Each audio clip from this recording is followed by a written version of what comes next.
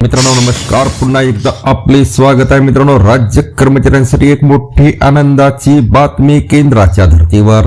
या राज्य कर्मचारी पेन्शनधारकांना 58% दराने दिवाळीचा ऐतिहासिक निर्णय. अशी मोठी आनंदाची बातमी पुढे येत आहे. जाणून घ्या सविस्तर बातमी या व्हिडिओच्या माध्यमातून. त्याकरता हा व्हिडिओ शेवटपर्यंत पहा. चॅनलला आपण अजूनपर्यंत सबस्क्राईब केलं नसेल तर नवनवीन अपडेट सर्वात आधी मिळवण्याकरता आपल्या चॅनलला सबस्क्राईब करा, व्हिडिओला लाईक करा. सोबतच मोठी आनंदाची बातमी आपल्या सर्व मित्र व परिवाराला सुद्धा शेअर करायला विसरू नका.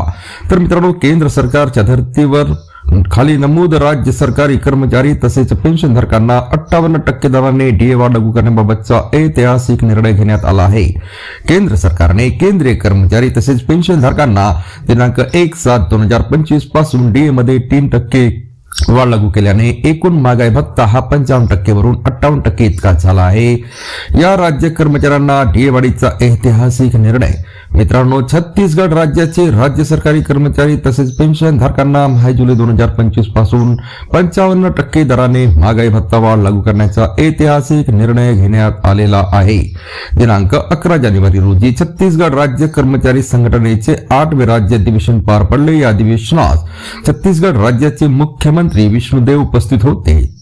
त्यांनी त्या सभेत डीए वाढीची अधिकृत घोषणा केली. तसेच केंद्र सरकारच्या धर्तीवर इतर देय भत्ते देण्याचे आश्वासन देण्यात आले. यामुळे छत्तीसगड राज्याचे राज्य कर्मचाऱ्यांना केंद्र सरकारच्या धर्तीवर इतर वाढीव भत्तेचा लाभ अनुदय होणार आहे. उदाहरणार्थ वाहन भत्ता, घरभाडे भत्ता, महागाई भत्ता इत्यादी.